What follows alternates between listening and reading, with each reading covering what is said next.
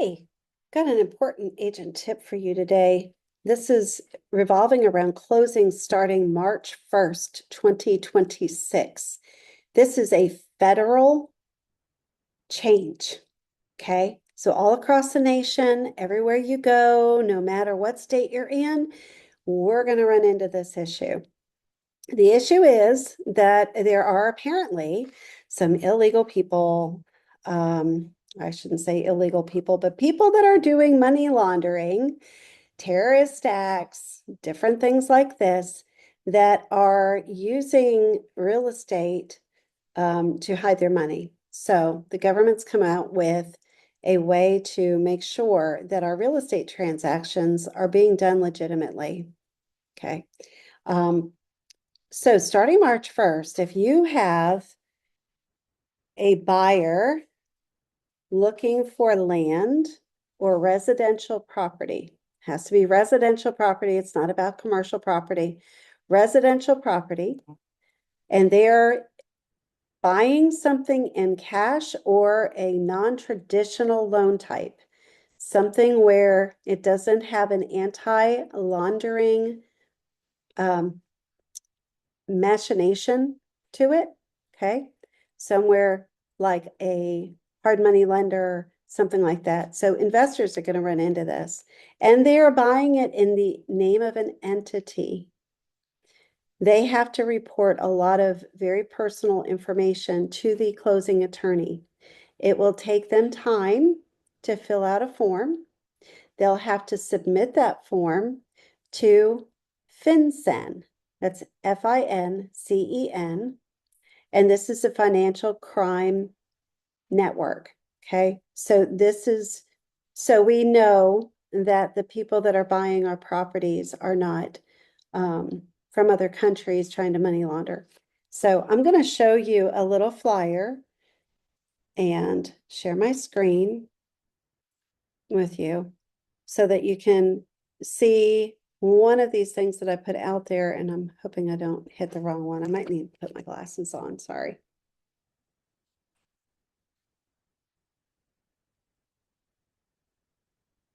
Oh boy, I just know I'm going to pull up the wrong thing here.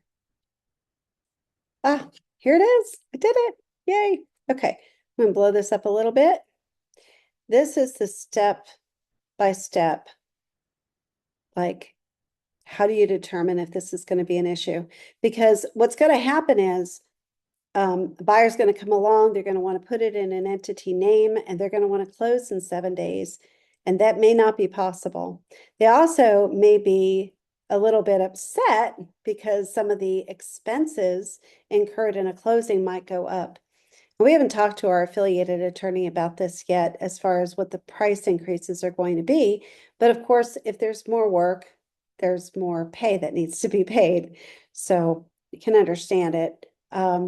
Anyway, so here we go. Is this transaction reportable to FinCen? So is it residential property? That's defined as 1 to 4 family occupancy, vacant or unapproved land that is intended to build a 1 to 4 family unit dwelling, shares in a co-op, second homes and rental, 1 to 4 family dwellings, mixed use commercial that includes a 1 to 4 family dwelling. So keep that in mind as well. And we said this is residential, but mixed use commercial that includes that is included.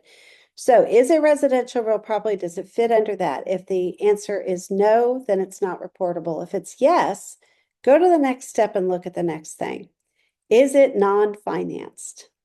So non-finance means that without a loan from a financial institution that's subject to AML program and SAR reporting. So hard money loans, seller financing transactions are completely reportable.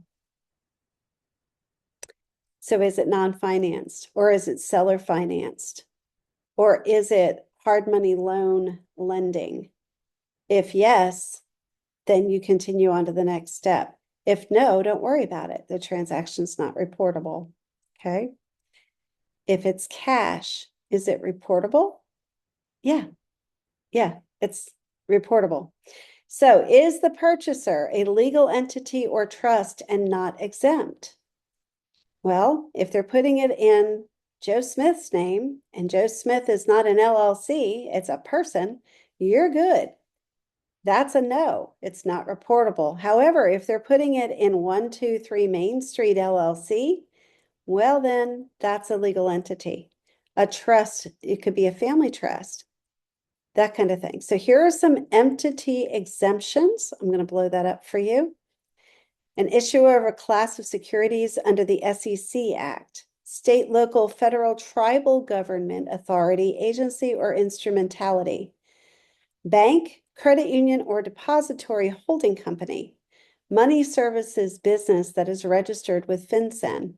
Securities exchange or clearing agency. Any other entity registered with the SEC Act. Investment companies as defined by the Investment Company and Advisors Act.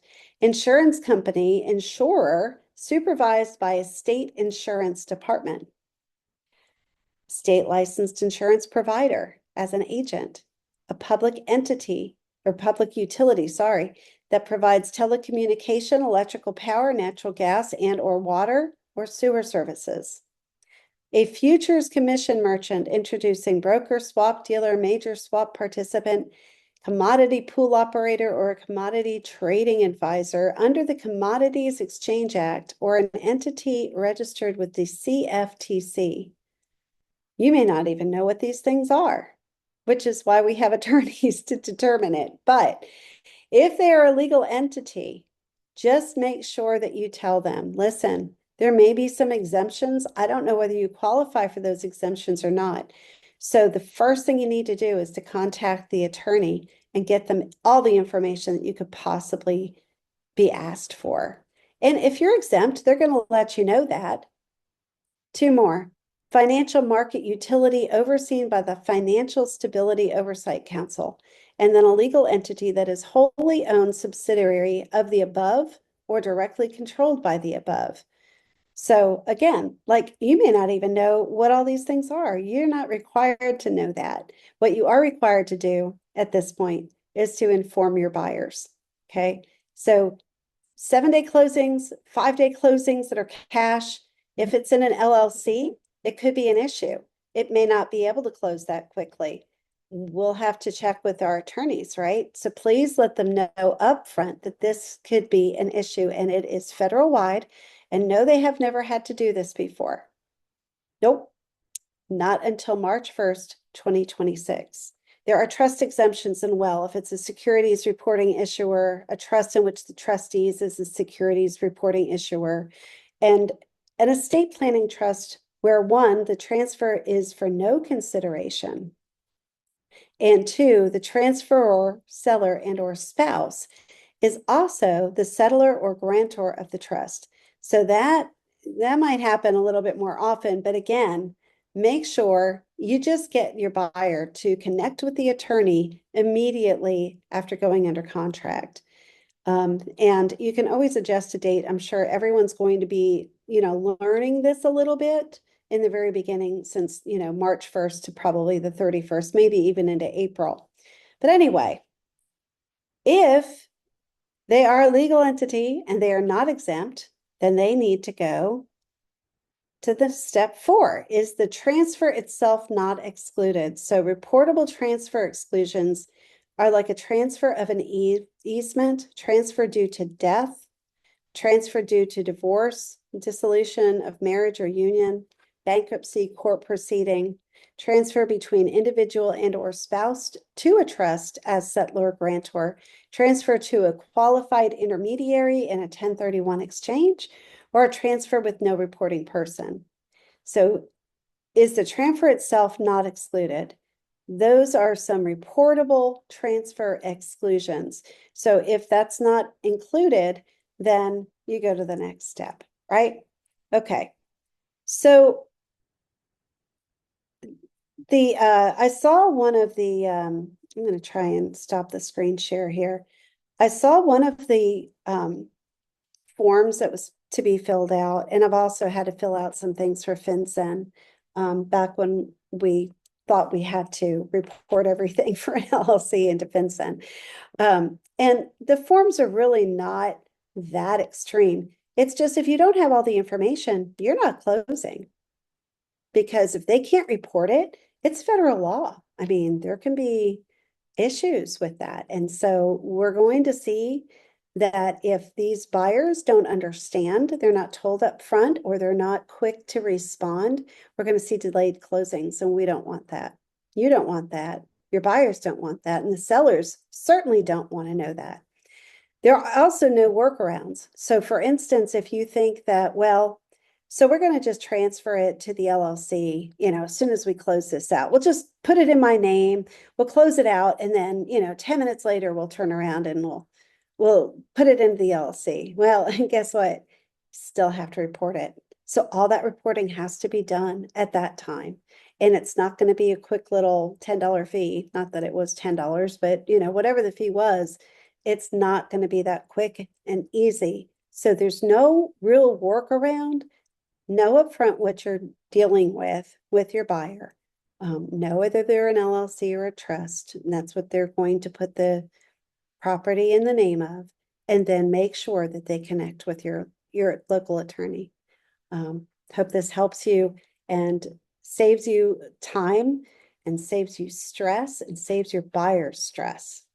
Okay, have a great day.